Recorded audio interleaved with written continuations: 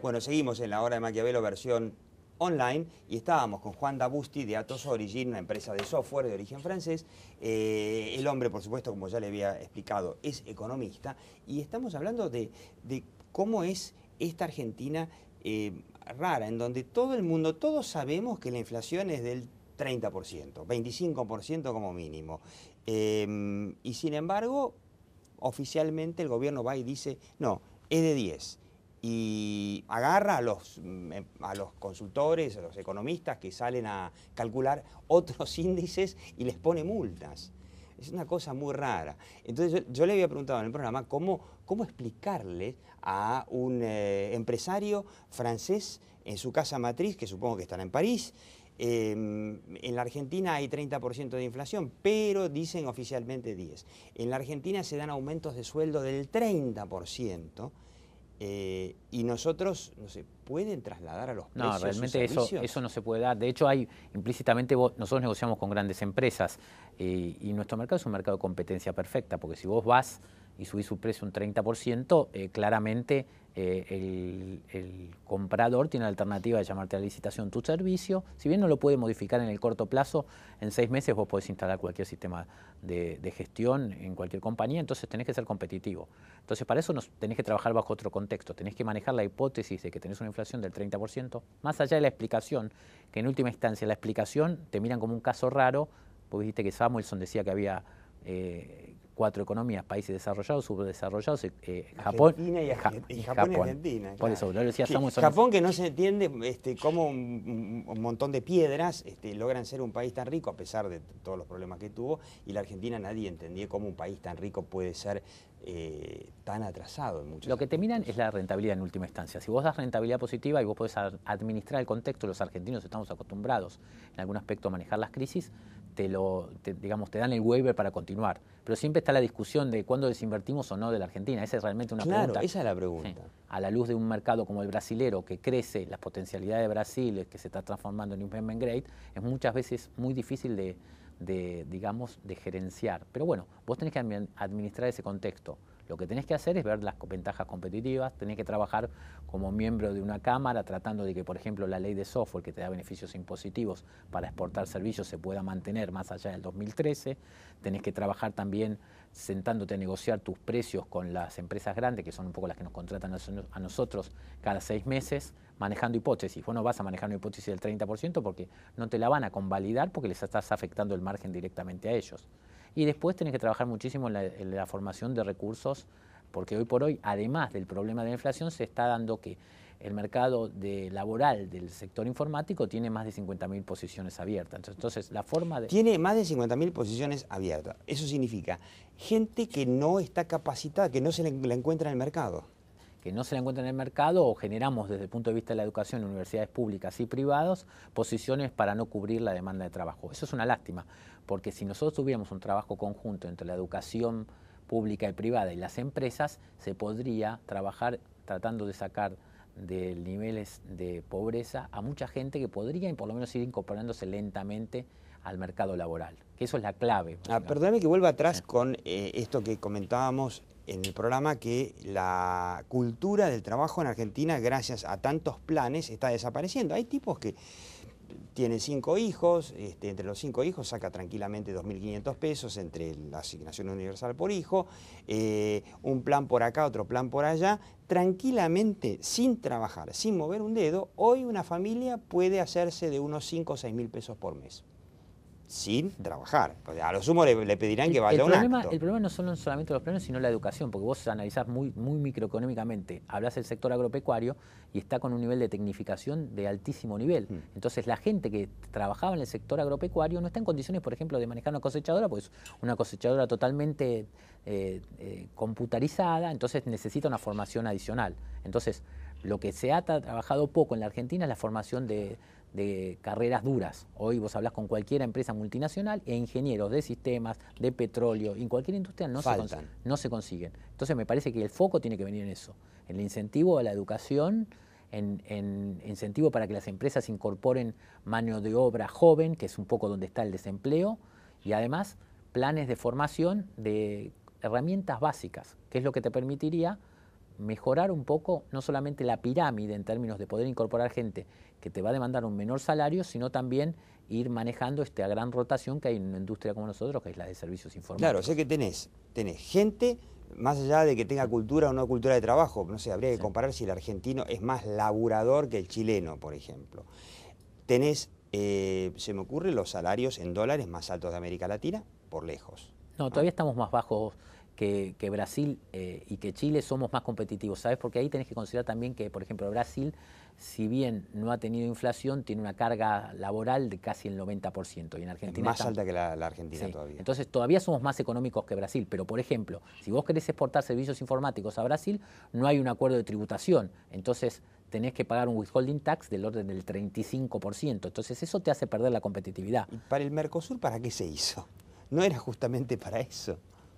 El Mercosur, no me cabe a mí analizar el Mercosur, pero digamos, del punto de vista de los servicios informáticos, en el caso de Brasil no nos sirve para nada. No sirve para nada. No, claramente que no, porque si vos estás grabado en un 35% en tus costos para prestar servicios a Brasil, podemos ser competitivos en términos de precio, pero incorporar esa variable te saca al mercado.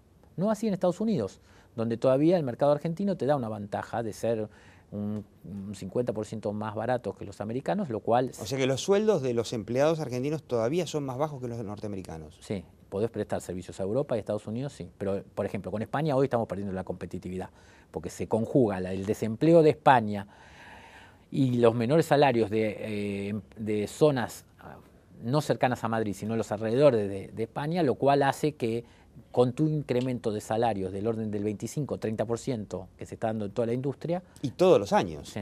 Todos los años 25-30%. Sí, en dólares. Ya llevamos casi 2 o 3 años. Entonces me parece que esto en el mediano plazo no es sostenible si no se controla la inflación o si no terminás en una presión muy fuerte sobre el tipo de cambio, que no va a venir dado por un problema de reserva, sino va a venir dado esencialmente por un problema de competitividad de la economía. De competitividad. Y eso va a significar que de alguna forma la Argentina...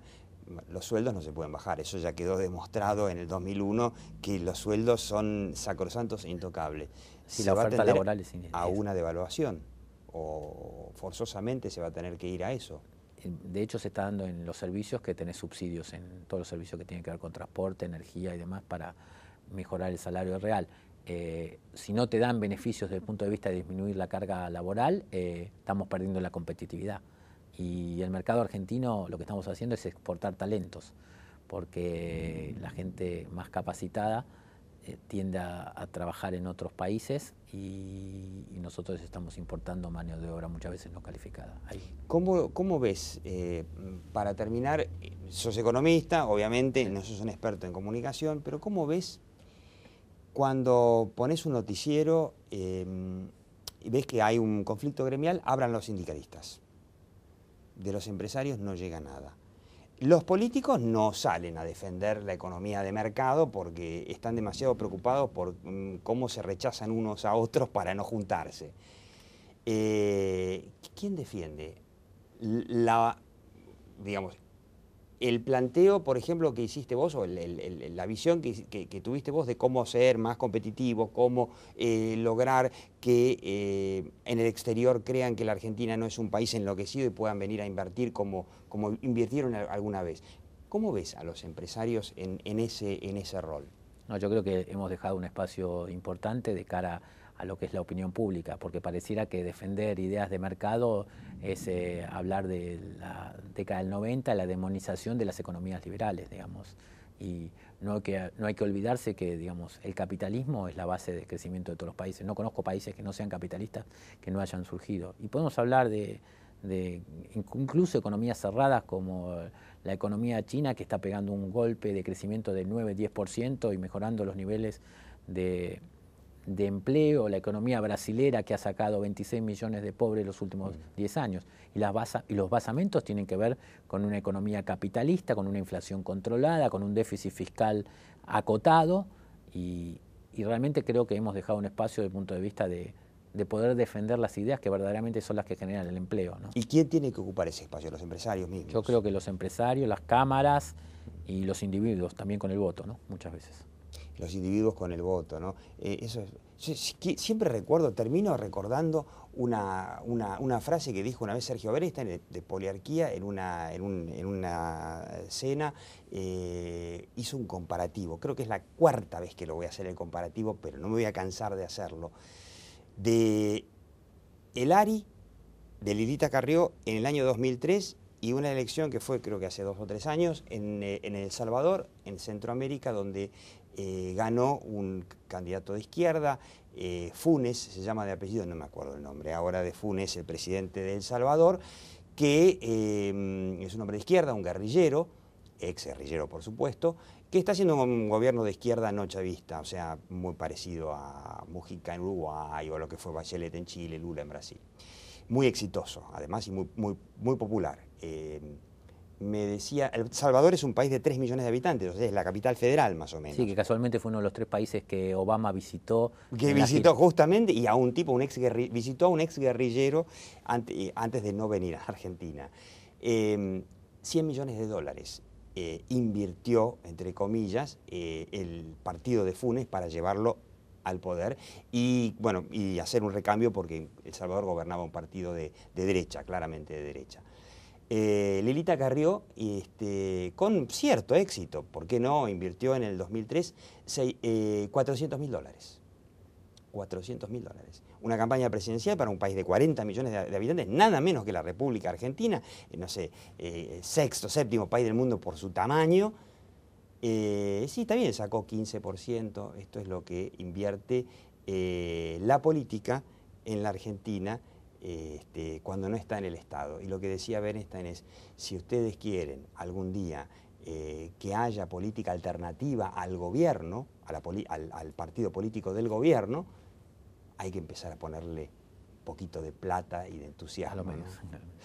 Juan Dabusti, bueno, muy interesante, ¿no? Le digo como conclusión, ¿no? Es un empresario que tiene que explicarle a su casa matriz cómo funciona la Argentina, en donde hay un señor Moreno que te dice un día, no importás si no exportás, te regulan cosas de un día para el otro y te cambian los... ¿Cómo explicarlo? Y bueno, lo dijo claramente, la clave de quién debe explicarle la economía de mercado a la sociedad la tienen los empresarios y ningún otro. Así que Juan Dabusti, muchísimas gracias. Gracias a vos, Diego. Siga viendo La Hora de Maquiavelo. Chau.